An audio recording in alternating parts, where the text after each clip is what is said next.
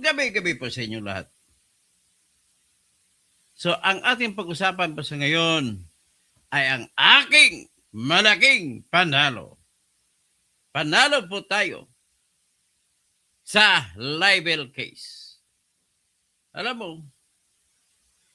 nais ko lamang i-celebrate ngayon ang pinakamalaking panalo ng isang disbarred na abogado. Bumuto po ng 8-7, 8 kontra 7 na mga justices sa Supreme Court. Isa lang ang buto na nilamang ko. At ang pinag-usapan, kakatigad ba si Atty. Toto Kausing, disbarred na abogado, sa kanyang argumento na dapat 1 taon lamang pwedeng isampa ang libel case na cyber libel. Ano ba yung cyber libel? Ano ba yung ordinaryong libel?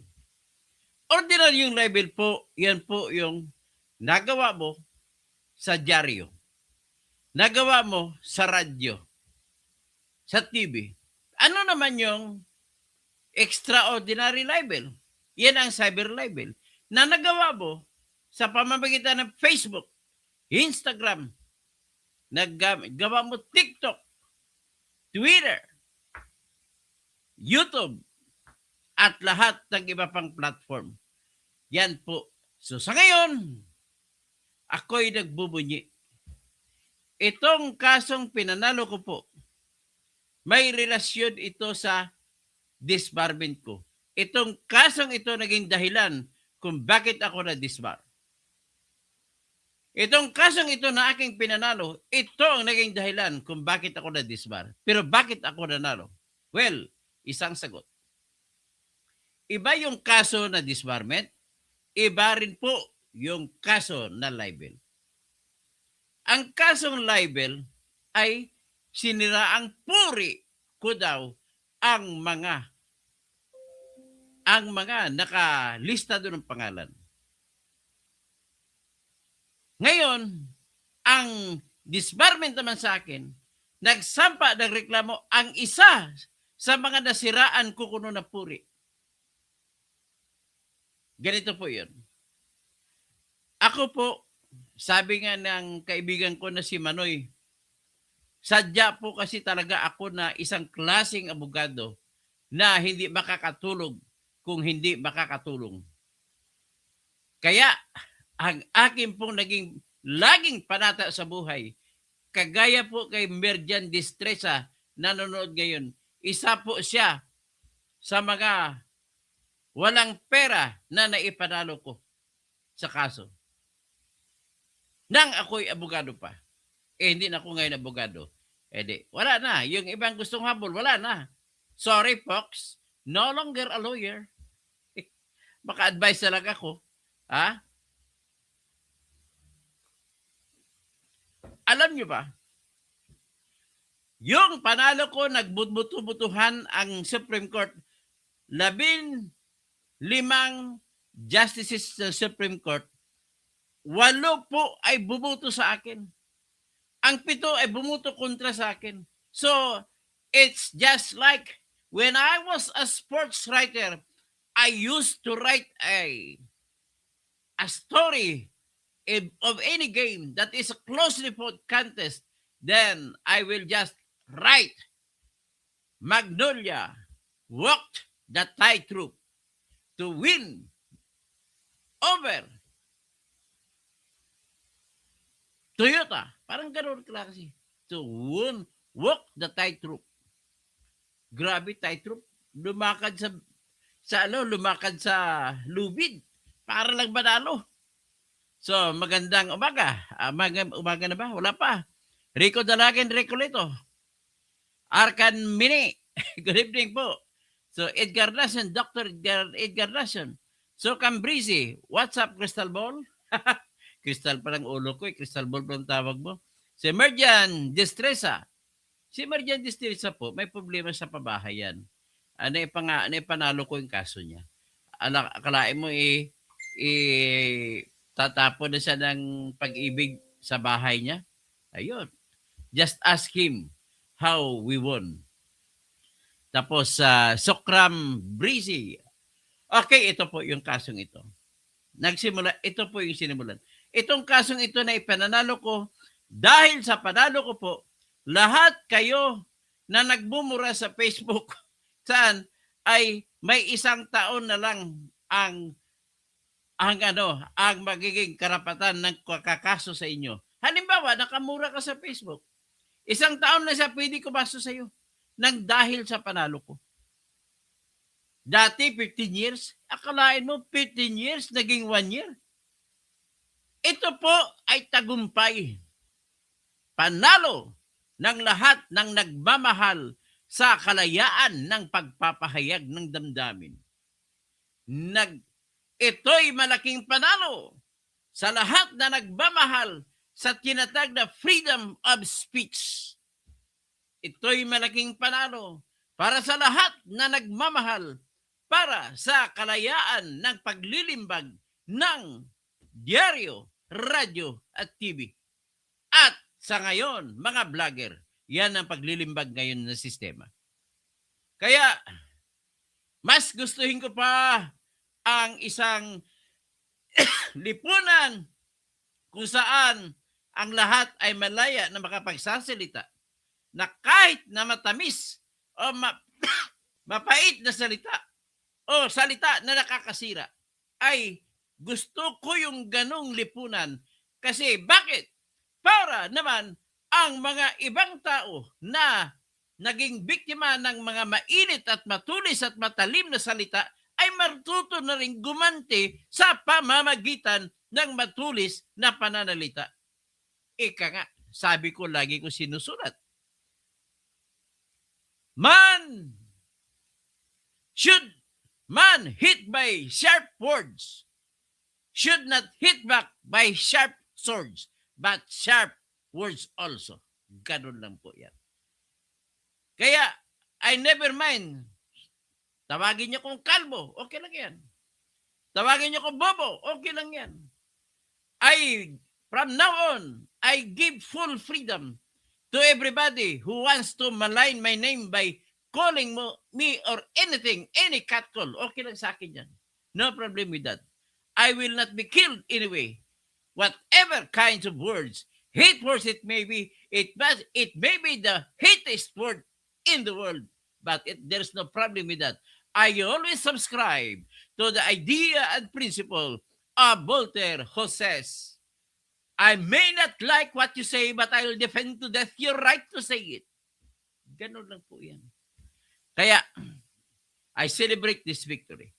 Kahit na nadisbar ako, na tanggalan ako lisensya, natanggalan po ako ng lisensya sa ganitong kaso rin. So, anong ibig sabihin? Yung isang tao kumaso ng disbarment laban sa akin dahil daw sinungaling daw ako sa pagsasabi na nagnakaw sila ng pera ng mga bakwit ng Marawi. Akalain mo, gera 2017 sa Marawi. Tumatakbo mga kapatid ko sa mga pagariakan ng mga Maranao. May bakwit sila ng langon.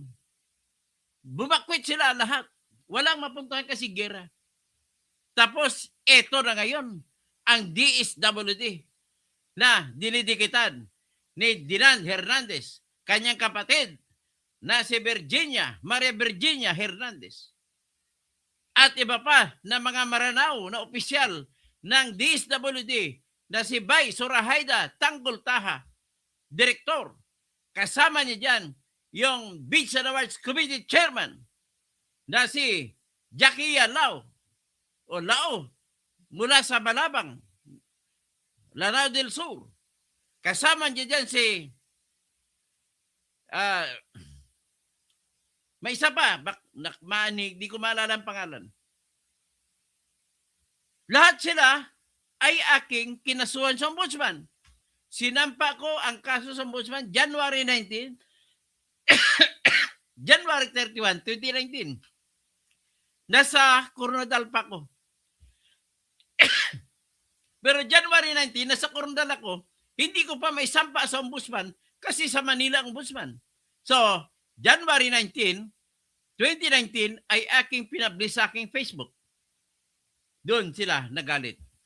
So, yung isa dyan, si Jakia Ilaw, kumaso ng disbarment laban sa akin. Ang katwiran niya, hindi na raw siya chairman ng Beach and Awards Committee. Pero chairman siya, umalis lang siya. Ang kaso na aking sinampa ay hindi lamang iisa na overpricing ng pagkain, kundi kasama na rin ang overpricing sa ibang transaksyon. Pero itong kinasuhan ko na ngayon na si Gilbert Makatangay na taga Batangas na IBP, siya ang may hawak ng kaso. Akalain mo nagdesisyon siya na nagsinungaling daw ako? Paano ako magsisinungaling yan, Gilbert Makatangay? Sana buhay ka pa ngayon.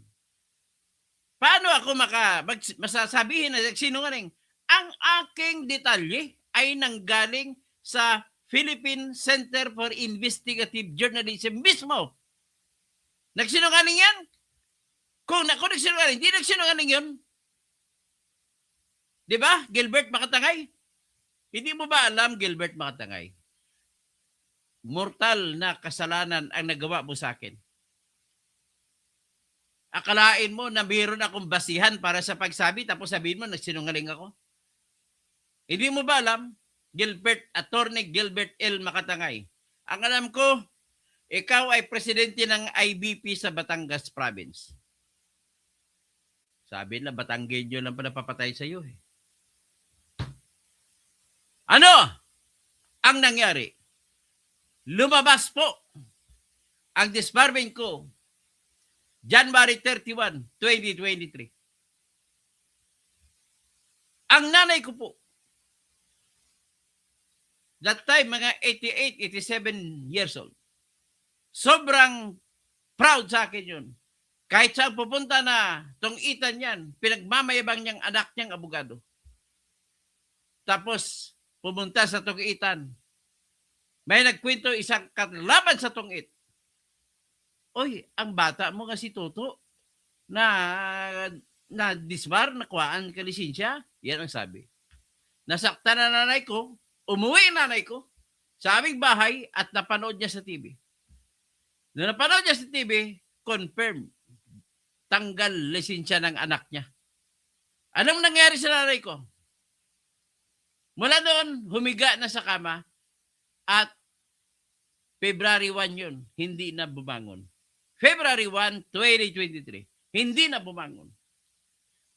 At tuloy-tuloy na yun, papunta sa ospital, sa ICU. At hindi na nga na maalam sa akin. Namatay siya June 21, 2023. Yan dapat mo malaman, Gilbert Makatangay. Ang problema ko lang, nag-file din ako ng kaso laban kay Gilbert Makatangay sa Supreme Court, hindi inaaksyonan. Pinapasagot si Makatangay, hindi pa sumagot hanggang ngayon. Bakit? Nag-file ako ng motion na ideklara na sa default, wala pa rin action sa Supreme Court. Tingnan natin, bakit? Ladies and gentlemen, itong kasong ito na disbar ako ay ang ibang nabanatan ko dyan, si Dinan Hernandez na congressman sa aming bayan, ay kumaso ng libel sa akin. Ayun, nanalo ako dito sa libel. Una, nangyari yan, habang tumatakbo ang libel, ay nag-file ako ng motion to quash the information. Ang pag-motion to quash ko ay hindi pinayagan ng Sandigan Bayan Justice na ngayon na si Justice Malabagyo. Siya dati ang judge sa RTC Quezon City Branch 93. Pagkatapos, binasura niya, inakyat ko sa direkta sa Supreme Court. Ang argumento ko, I am only bringing up a legal issue. Ano ba talaga ang prescription ng libel? 1 year o 15 years? Kasi dati, 15 years, sa kaso na People versus Wilbert Tolentino. The irony of it all, ako pa ang abogado sa kaso na People versus Wilbert Tolentino. Talo ako doon. 15 years ang ginawa na sa pagsampa ng libel. Ito ngayon, nung kaso ko na sarili, panalo ako. Ginawang 15 years, ginawang 1 year.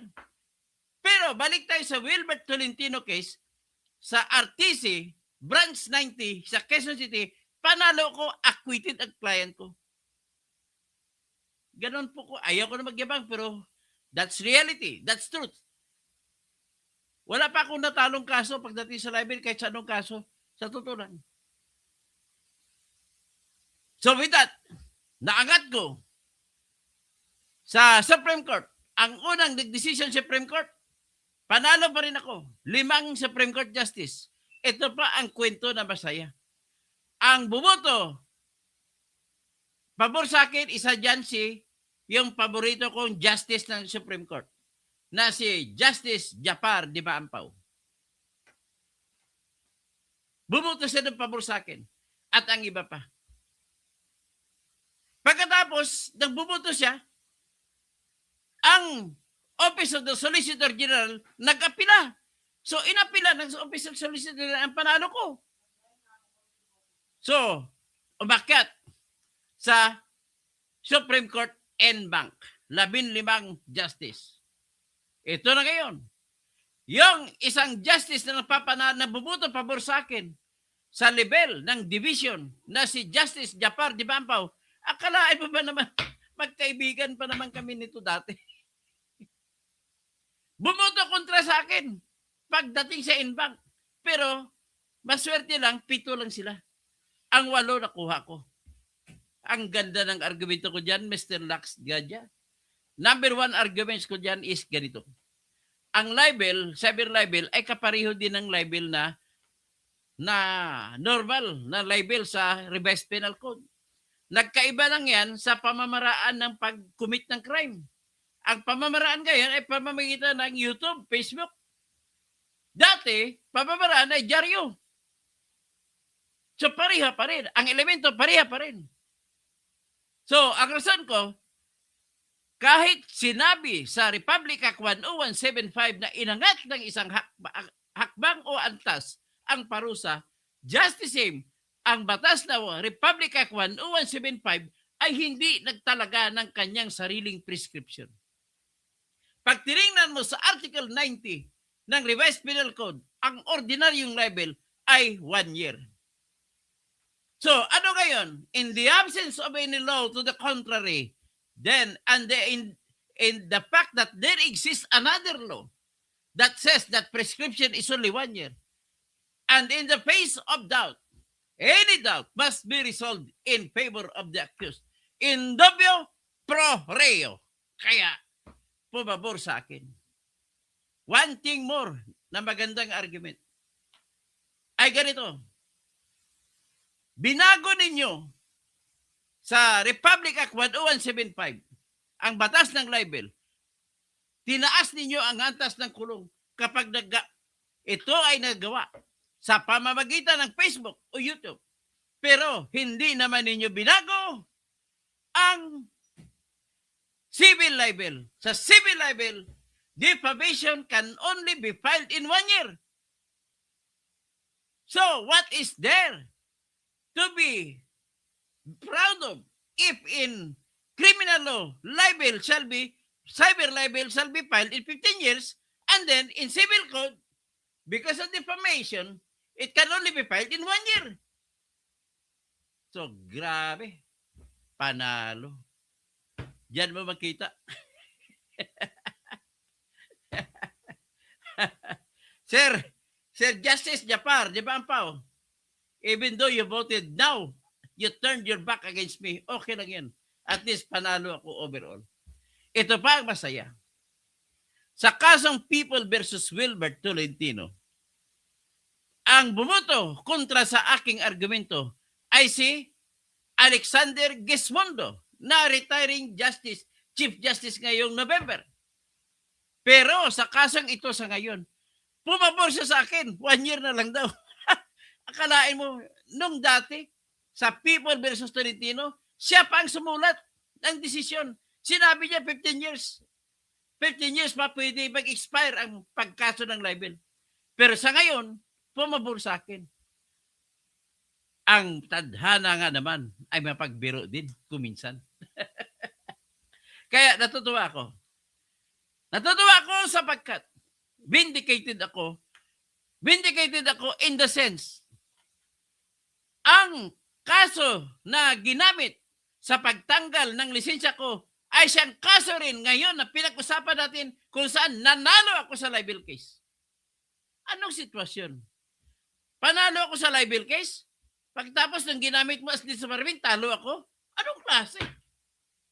Isn't this a violation of the prohibition created by the Constitution when it recites in Section 4, Article 3 of the Constitution, no law, walang batas, no law shall be passed abridging the freedom of expression, of speech, and of the press. Tagalog, walang anumang batas ang pwedeng maisagawa na para kitilin ang kalayaan sa pagpapahayag, kalayaan sa pagsasalita, at kalayaan sa paglilimbag sa dyaryo, radyo, at TV. Matalinaga, no? So anyway, I will use all those things in my favor. Pagdating yan, bibigyan lang ako ng talino. Minsan matulog ako pagising. Bigyan ako ng talino ni Allah pagising ko. Ayan na. Sabi ng mga mardaw, Gyuto, so argumento akan. Ito yung argumento ko. So, yan po. Kaya nga sabi ko, I shed so much tears. I shed a river of tears nung namatay nanay ko.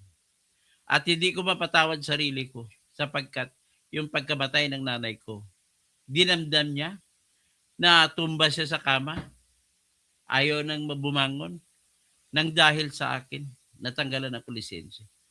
Humingi rin ako ng tawad sa kanya.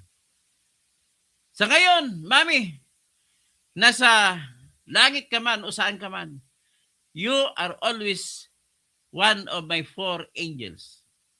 Ang 3 ko pang angels, ang namatay ko pang 3 kapatid, na si Arlene Priscilla Kausing. At ang isa pang namatay kong kapatid na nurse sa Odessa, Texas, USA, na si Yugi Marcier Kausing King. At ang isa pang kapatid na namatay. Namatay siya habang siya ay board member ng South Cotabato. Si Lindell, board member, Lindell Bing Kausing. Ganito lang kami. Nanalo po siya pagka-board member dahil lamang sa sikat siya na broadcaster. May tsura pa, maganda pa. Naging Miss University to sa MSU. Marawi. Kaya, ganun kami mga MSU1. Mga produkto ng MSU, mga dugong MSU1s. But nevertheless, victory may come in any kind, in any form, in any brutality. But still, you cannot change the meaning of victory. It is still victory. Ganun lang po ang aking masasabi. So, meaning to say, nagdadagdag naman ako ng argumento para pabor sa later on, kung mag-apply ako ng pa-reinstate sa libel, ay meron akong armas. How can it be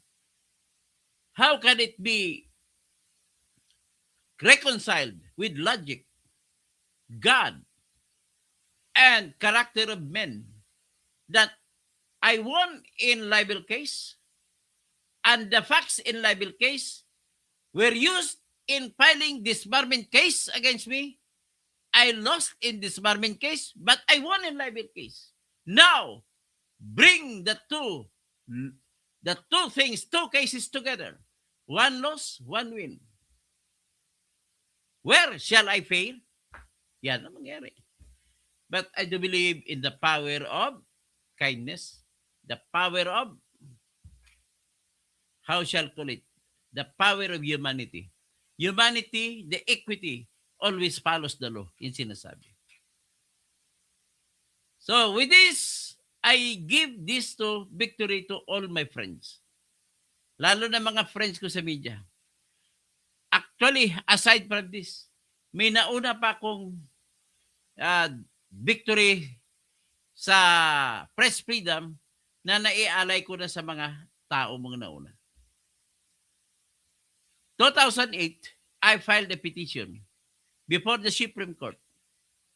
I asked the Supreme Court to promulgate a rule na ang lahat ng masintensyan sa libel ay fine o multa na lang ang iparusa, ay hindi na kulong. Anong nangyari? All 15 justices signed favoring my petition at linabas ang Circular 08-2008. At dahil doon, yung unang maswerteng tao na nakabenepisyo sa aking ginawa, walang iba, yung kaaway ko pa ngayon. Sino yun? Si Senator Erwin Tolpo. Convicted siya for counts of libel. Hindi na siya ikukulong dahil sa aking ginawa. Pinagbayad na lamang siya ng 24,000 pesos. Grabe. Next, ang nagbenepisyo dyan na si Christopher Minute, na kung saan nilibel niya si Annabel Rama tsaka si Eddie Gutierrez. Kulong sana yan kung hindi dahil sa akin. Tapos ang isa pa ay si Rapi Tolpo. Kulong sana yan kung wala ako. Pero actually marami-rami, mahigit 1,000 na rin na Pilipino ang nakapagbenepisyo sa aking ginawa na parusang multa na lang ang iparusa kung matatalo ka sa libel. So with that, ladies and gentlemen, I'm again too proud to inform you this. So hindi ako makaalis dito hanggat hindi ko babatiin yung aking pinsang buo. Si Cesar, basta Cesar lang. Okay, si Perny Pinto, GRCP, good evening. At Tony Toto, ay ito naman kalbubo. Tawagin pa kalbubo. Okay lang yan, no problem with that. Elvin Burgos, walang mahagagawag maganda ang kalbo. Japs, galing mo Toto. Shine Sionko, I salute you po. Gagawa ako ng libel case at kukunin ko kayong tagapagtanggol. Walang problema. A prayer that your name be entered again in the rules of this Supreme Court. Salamat po. Salamat, Francite. Tapos, Shine Sionko, I salute you po. Si kaibigan ko to, matalik kong kaibigan. We have never crossed each other's paths again, pero I can always remember his face and his laughs and the way he tells stories. Mr. Lacson Gadya, si Justice Japar Di Maampaw, my high school classmate in Emicho University High School, Marawi City. Ganun ba? Classmate mo ba si Justice Japar? Ben Reclamador. Lax Gadya, you should fight for the truth. Mabuhay ka. Toto, salamat po. Elvin Burgos, gago ka. Bakit ka naman magagalit sa akin? Okay lang. Elvin Burgos, sinungaling. Katanda na, ugag pa rin. Hayaan mo na lang yan. Nenen Kausing, my sister. I love my sister. Good, sabi niya. Ronel, ako nga, kahit lagi akong nasabihan na bubo, hindi ako nagagalit. Tama, maraming salamat, Ronel. Edward Balbin, Kim, JW. Tapos, Gigi, ano ba gusto mong gawin? Ronel, tama yan, Sir Toto. Bawal pikon. Merjan Distresa, utang loob namin habang buhay sa aming pa-attorney, Bertini, Catalonia Kausing. Salamat, Merjan. Tapos, Gigi, Mima ka. Mima sabi lang. Yoni, Giraldis Gray. Wow, God bless, attorney. That's good news. Tapos, it's me. Yeah, tama. Tama. Arcad Mine. BST na tama at mabuting tao po kayo ay pinapanalo ng ating Panginoong Diyos. Tama, salamat po. Merjan Distresa, totoo po yan. Totoo po yan. Kung na walang attorney causing po, baka po sa Gedli na lang kami nakatira. Arcan Minag, congratulations and God bless. Rico Dalangin Ricoleto, congrats sa Doc Toto Causing, kaya natin ito. Arcan Mine, good evening po, Sir Toto Causing. Edgar Nacion, Dr. Toto, good evening po. Sukram Breezy, what's up, Crystal Ball? Merdian Distresa, Sukram Breezy. Sige. Madakala salamat po sa ang kasalitang Kapampangan kasi sa kasalitang Maranao parang pareha eh. May bapa din sa Maranao, may bapa din sa Kapampangan. Bapa, uncle. So, Vicente Tumabon Jr., impeachment, tingali. Junior Plaga, good evening, Brad. Ay, Brad, may Brad sa Let's Be Friends, Alpaco San Theta.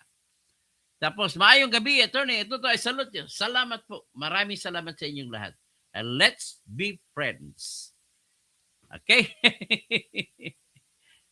Tapos sabi, I want to break free. I want to break free.